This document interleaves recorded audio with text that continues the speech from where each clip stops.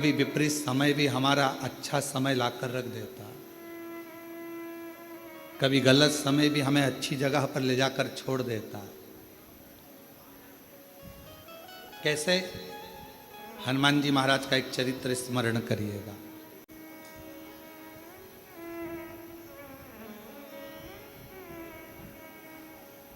श्री हनुमान जी महाराज ने एक लीला रची और उस लीला में उन्होंने सूर्य को निगलने का भी प्रयास किया और निगल गया। बहुत सारा श्री हनुमान जी महाराज ने लीलाओं को रचा और एक बार ऐसा हुआ कि श्री हनुमान जी महाराज जब मूर्छा खाकर भूमि पर आए सूर्य के निगलने पर,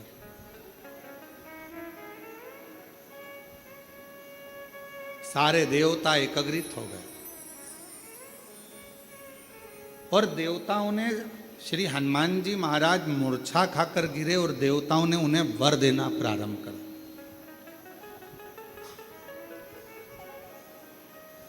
कभी कभी विपरीत परिस्थिति हमारी अच्छे समय को लाकर खड़ा कर देती है। अच्छे समय आप लोग भी भगवान को धन्यवाद दिया करो कि ना जाने कौन सा हमारा विपरीत समय चल रहा था, कौन सी परेशानियां चल रही थी, कौन सा बुरा समय चल रहा था, कितना विपरीत समय चल रहा था कोरोना महामारी का, कितना विपरीत समय चल रहा था कोरोना की बीमारी का। लोग मर रहे थे, प्राण छूट रहे थे, जगह जगह हाहाकार मचा हुआ था। सारे देश, दूसरे भी विदेश, सब कोरोना के कारण स्तब्ध थे।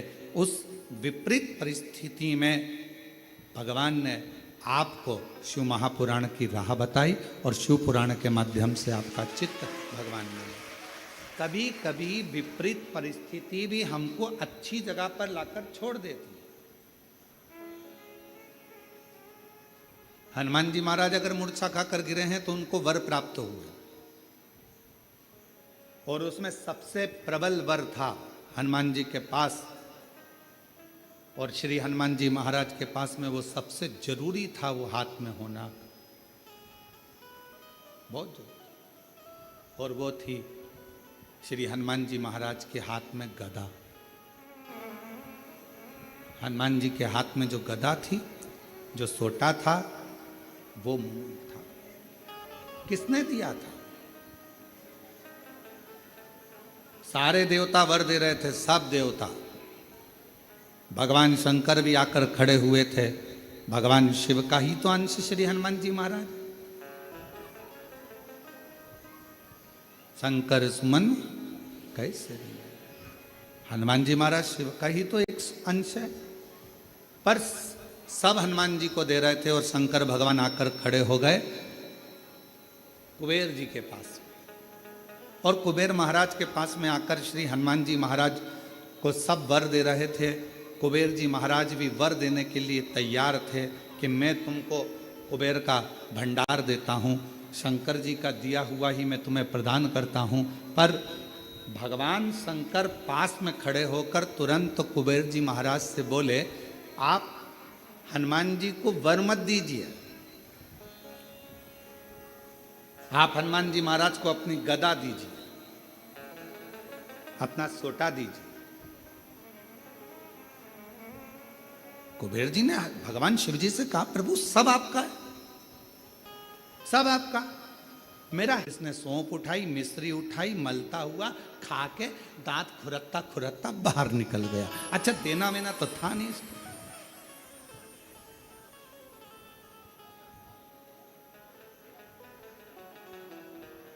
क्यों रे आशीष, सही है? अब इसको देना वेना तो है नहीं। अब वो तो सौंप और मिश्री खा के दांत खुरत्ता खुरत्ता बाहर। दो तरह के दोस्त हैं, एक खाते खाते टेबल पर से उठा जाकर पैसे कटवा दिए, और दूसरा वो, अरे रुक तो सरी, अरे इतना देने वाला होता तो पहले ही चले जाता, और वहाँ जाकर काउंटर में नाटक कर रहा है, मैं दे दूंगा, मैं दे दूंगा, मैं दे दूंगा।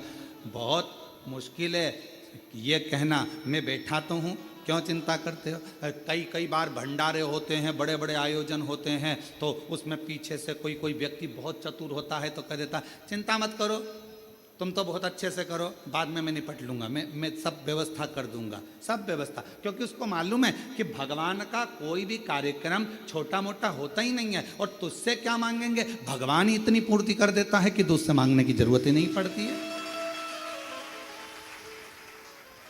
दो मित्र हैं, एक जेब में हाथ डालता है पर देता नहीं है, और दूसरा वो है जो तुरंत निकाल कर दे देता है। तो मेरे शंकर भगवान वो मित्र हैं जो एक सेकंड की देरी नहीं लगाते। तुम शंकर जी के मंदिर पर जाने से पहले अपने घर का दरवाजा छोड़कर लोटा लेकर जब तुम अपने घर में पानी का लोटा उठाते हो, भरते हो, बाहर निकलते हो, तुम्हें लगता है कि तुम शंकर जी के मंदिर में शंकर जी को जल चढ़ा रहे हो, उस समय पर शंकर भगवान तुम्हारे घर में आ जाते हैं तुम्हारा भंडार भरने के लिए। शिव जी जेब में हाथ नहीं डालते, शंकर भगवान तो उठाया और दे दिया।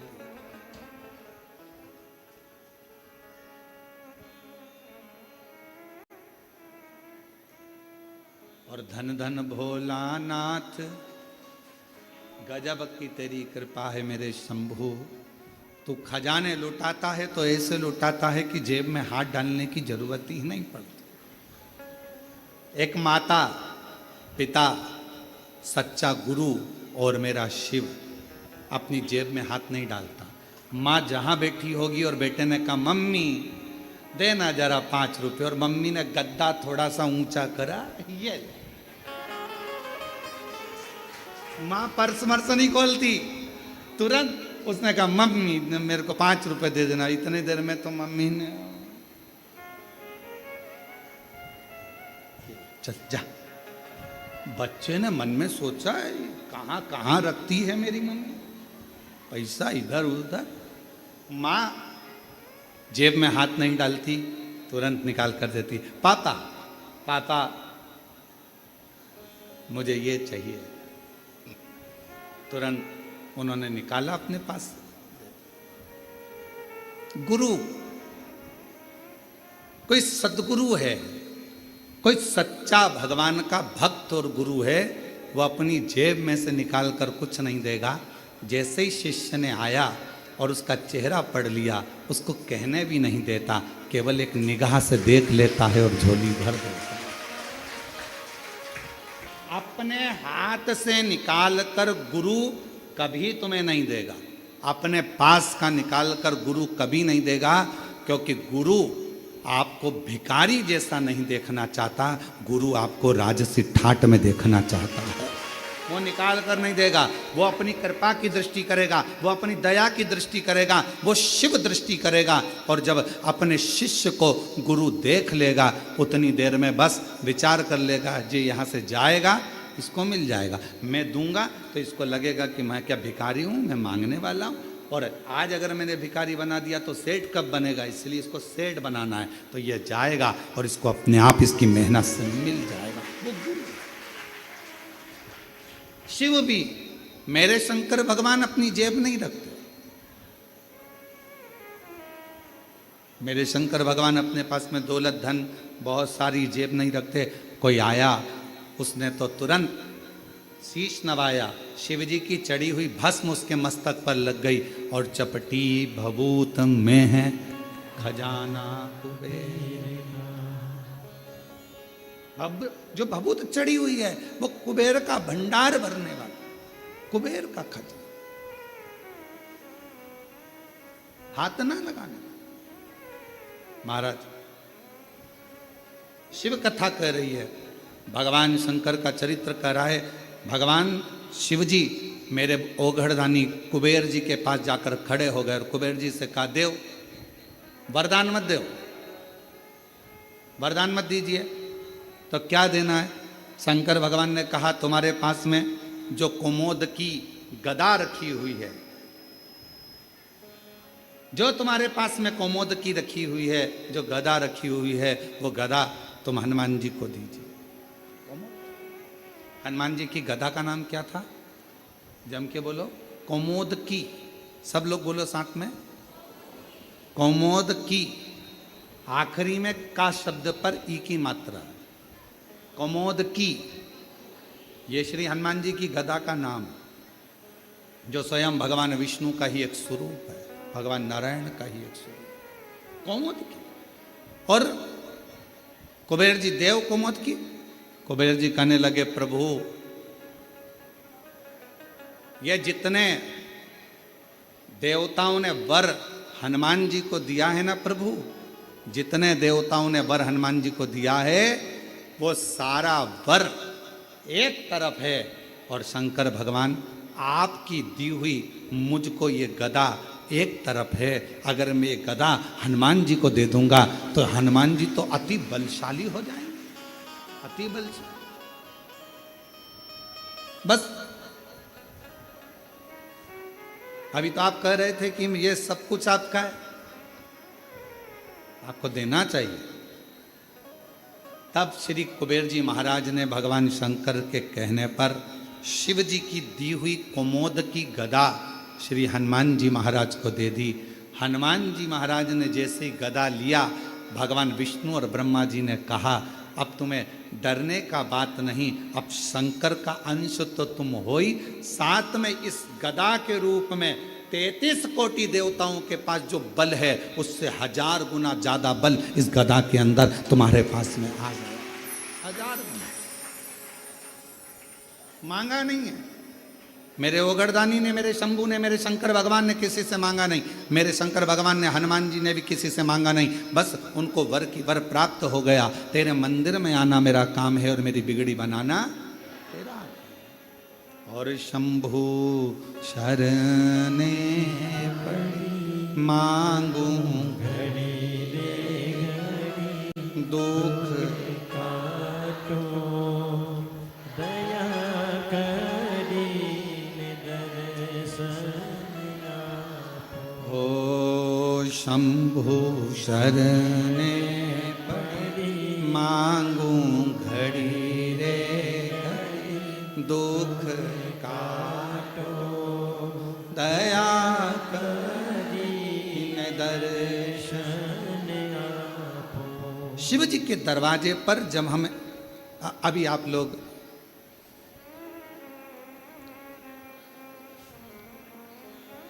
भगवान शिव की पवित्र कावड़ को लेकर आ रहे हैं,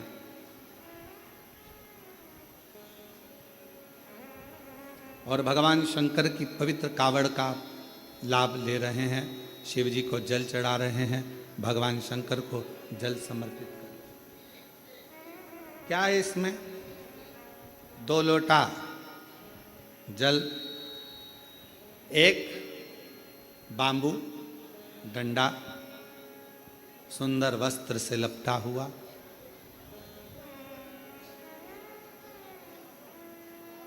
कभी विचार करिए। एक कथा बहुत पहले कही थी।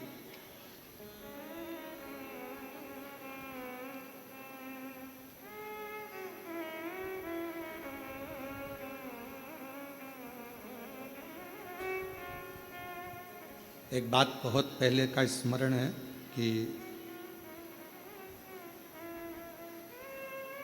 छत्तीसगढ़ में इस कथा का वाचन करा था रेवा सुतार। क्या नाम है उसका? रेवा सुतार। क्या करता था? लकड़ी का काम।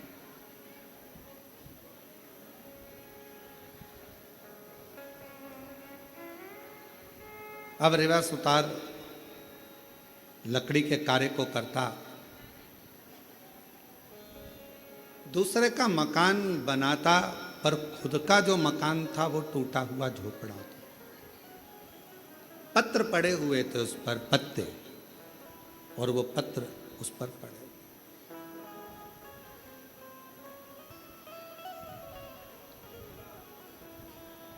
रेवा बड़े आनंद में अपनी भक्ति में रहता, खूब मेहनत करता, खूब चाकरी करता, खूब मेहनत करता, खूब चाकरी करता।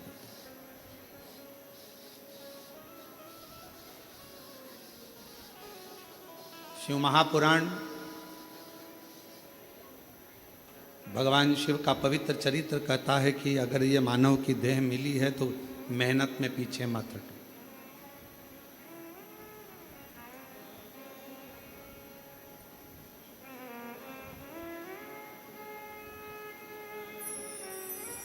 यदि मानव का शरीर मिला है तो मेहनत में पीछे क्यों हटना।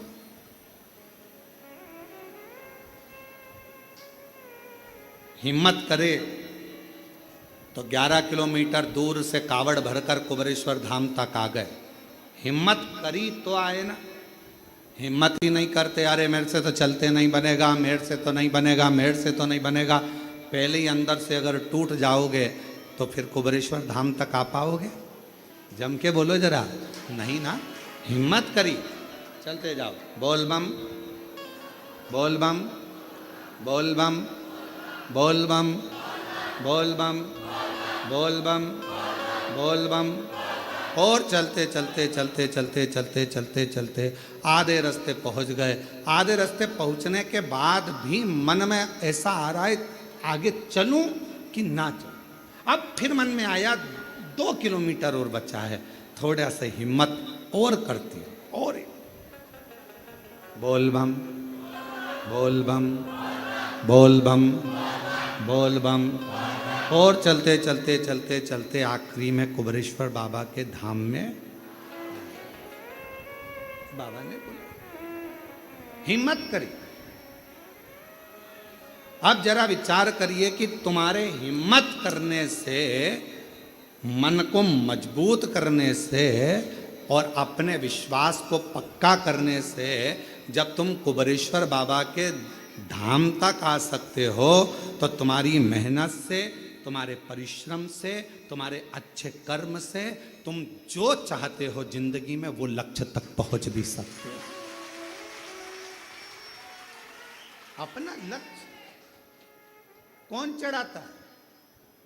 शिव महापुराण की कथा में रेवा सुतार की कथा कहती है कि कावड़ यात्रा में पांव नहीं चलते, कावड़ यात्रा में कदम नहीं चलते।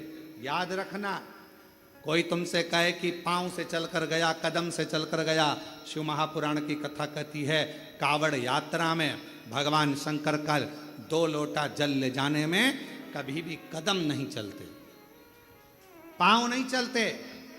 तो क्या चलता है? शिव महापुराण की कथा कहती है आपका विश्वास और भरोसा चलता है, आपका विश्वास चलता है। मैं जाऊंगी मेरे भोले बाबा के पास में और उनसे जाकर अपने दिल का भाव कहूंगी, मेरा बाबा स्वीकार कर, मेरा बाबा स्वीकार। पांव नहीं चल रहे हैं, कदम नहीं चल रहे हैं, चल रहा है आपका विश्वास, चल रहा है आपकी दृढ़ता, चल रही है आपका भरोसा।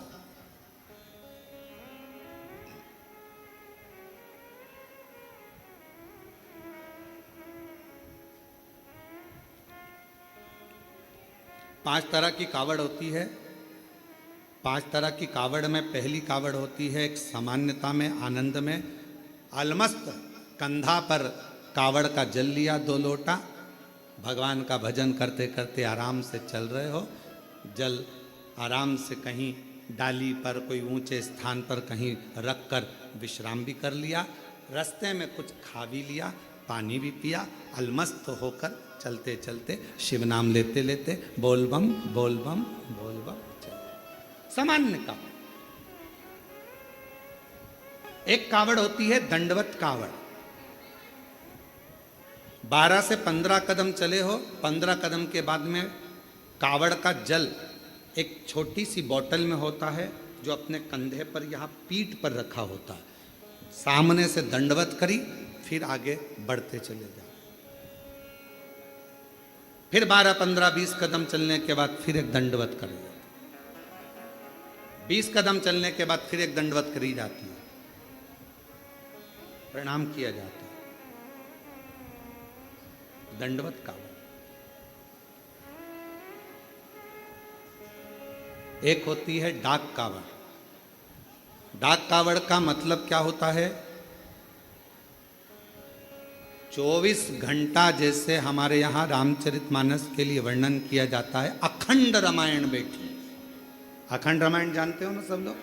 अखंड रामायण का मतलब होता है दोपहर में 12 बजे चालू हुई है तो तो दोपहर में 12 बजे के पहले उसका विराम, 12 बजे तक उसका विराम होना चाहिए, 24 घंटे के अंदर वो विराम। डाक कावड़ का मतलब यही होता है। इस कावड़ को जहां से भरा जाता है वहां से लेकर 24 घंटे के अंदर जहां जाना है मंजिल पर, जिस मंदिर तक, जिस देवालय तक, शिवालय तक जाना है, 24 घंटे के अंदर वो पहुंचना चाहिए। चाहे तुम दौड़कर जाओ, भागकर जाओ, लेकर जाओ, पर 24 घंटे के अंदर वो पहुंचती है। और एक होती है खड़ी कावड़। खड़ी कावड़ किसको कहते हैं? खड़ी कावड़ में तुम मंदिर, तुमने जल लिया गंगा जी का, तो आपने जल लिया माँ सीवन का, आपने जल लिया माँ सरयू जी का, मंदाकिनी का, यमुना जी का, क्षिप्रा जी का, नर्मदा जी का। खड़ी कावड़ में कहीं रुकना नहीं है, चलते जाना है। कावड़ कंधे से नीचे उतरना नहीं है। वो कावड़ फिर इस कंधे से इस कंधे पर नहीं आती, एक ही कंधे पर चलती है। चाहे तुम जिस भाव से, फिर वहां बैठा नहीं जाता, चलते जाओ, चलते जाओ, चलते। फिर एक कावड़ आती है भगवान की अलख कावड़। अलख कावड़ किसको कहते हैं? जिसमें भगवान के मंत्र का उच्चारण, जहां से जल भरा जाता है वहीं से मंत्र का उच्चारण चालू हो जाता है। बोल बम, बोल बम, बोल बम, बोल बम। अब कोई तुमसे बात नहीं करेगा तो उसमें बोल बम निकलना चाहिए, उसमें हर हर महादेव निकलना चाहिए, श्री शिवाय नमस्तुभ्यम निकलना चाहिए, ओम नमः शिवाय। जो मंत्र तुमने उठाया वो मंत्र तुम्हारे मुख से निरंतर चलना चाहिए। तो कई माताएं उसको बोलती हैं, आगे बोलो बोल बम, पीछे वाले बोल बम, खाने वाले, पीने वाले, चलने वाले, आने वाले, सोने वाले, आते बोले, जाते बोले। तो ये इसमें मंत्र का उच्चारण जहां से कावड़ उठती है, अलख कावड़ में केवल अलख जगाई जाती। जल लिया, चलते गए, भोजन करने भी बैठे हो, कोई से बात भी करोगे तो बोल बम उसमें निकलते रहना चाहिए, निरंतर जप चलना चाहिए, निरंतर। अब रेवा सुतार की कथा कहती है। एक रेवा सुतार लोगों के घरों में काम करता, कभी कुर्सी बनाता, कभी कुछ बनाता, कभी कुछ बनाता, कभी चौकी, कभी चौरंग, कभी पलंग, कभी खटिया, कभी कुछ बनाता रहता। परिस्थिति का ठीक नहीं था, उसके पास में इतना धन नहीं था, इतना वैभव नहीं था उसके पास, इतना धन।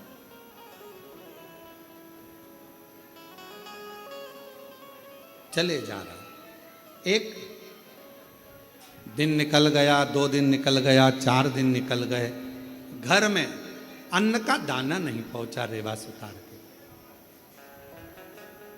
रेवा सुतार के यहाँ जब अन्न का दाना नहीं पहुंचा, बहुत दुखी था।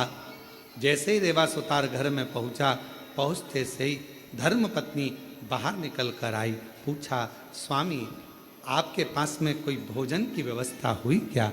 पति रेवा सुतार ने कहा कि मैंने बहुत प्रयास करा पर मुझे काम नहीं मिला। पत्नी कहती है 3 दिन निकल गए, आज चौथा दिन है, चौथे दिन में भी बच्चों को कुछ मिला नहीं, कुछ नहीं। आज चतुर्थ दिवस है, चौथा दिन है और बच्चों को भोजन में कुछ मिला नहीं है। रेवा सुतार की आंख से जल बह रहा था, आंखों से जल।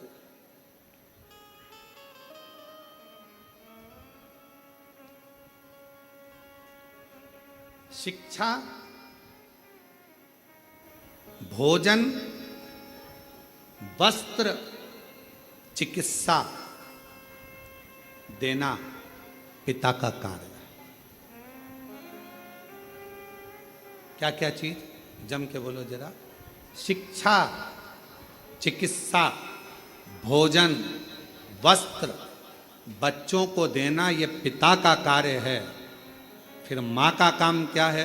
तो कहा माता का कार्य है अपने बच्चे को अच्छा संस्कार देना और परमात्मा की शरणागति करना। माँ का कार्य है बच्चों को संस्कार प्रदान करना। शिक्षा कहीं पर भी मिल सकती है, अच्छी अच्छी एजुकेशन मिल रही हैं, अच्छी अच्छी कोचिंगें मिल रही हैं, अच्छा अच्छा स्कूल है, अच्छा अच्छा ट्यूशन है, शिक्षा कहीं पर भी मिल सकती है, पर संस्कार हर कहीं पर नहीं मिल सकते। संस्कार तो आपको अपने घर में ही प्राप्त होगा। हमारे घर का जो संस्कार होगा वो हमारे सामने झलकेगा। हमारे घर में कैसा रहने का तरीका है, हमारे घर में बोलने का तरीका कैसा है, हमारे घर में कौन अपशब्द कह रहा है, वैसा तरीका घर के बच्चे सीखते हैं। शिक्षा कहीं पर भी मिल सकती है, पर संस्कार तो केवल हमारे घर के अंदर ही प्राप्त हो सकता है, घर के अंदर।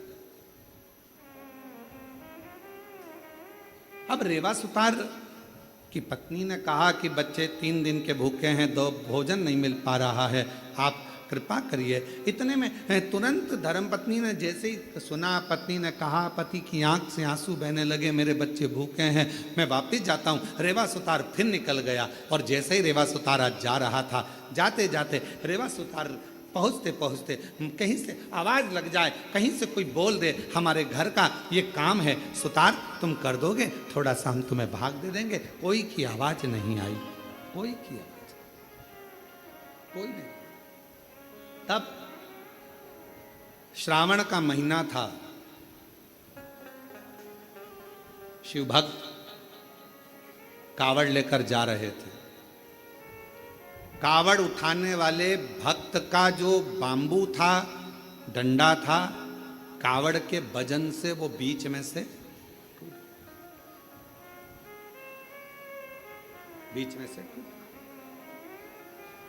कौन ढूंढे, वीराने में कौन मिलेगा। साथ वालों ने कहा कि अपन देख कर आते हैं, कोई तो मिलेगा। वहीं से सुतार आवाज लगाते हुए जा रहा था, किसी के घर में अगर लकड़ी का काम कराना हो तो मैं हूँ, अगर किसी के घर में लकड़ी का काम कराना हो तो मैं हूँ, मैं सुतार, मैं रेवा सुतार, अगर कोई काम हो तो जरूर बोलिए। इतने में उस कावड़ उठाने वाले के कानों में शब्द गया, उसने हाथ जोड़कर कहा सुतार जी से, भैया हमारा डंडा टूट गया है। सुतार जी बोले, मैं लेकर आता हूँ लकड़ी तो मैं दूसरा डंडा बना देता हूँ। अब रेवा सुतार दौड़ कर गया, लकड़ी काट कर लाया, डंडा निर्माण करा और उस डंडे पर कलश बांध कर उस कावड़िया के हाथ में दे दिया। कावड़िया ने डंडा तो ले लिया, रेवा सुतार ने कहा, भैया मैंने तुम्हारा डंडा तैयार करा, तुमने कुछ मुझे दिया नहीं। इतने में कावड़िया ने कहा, भैया हमारे पास देने के लिए कुछ भी नहीं है, कुछ भी। ए भैया हमारे पास कुछ भी नहीं। भैया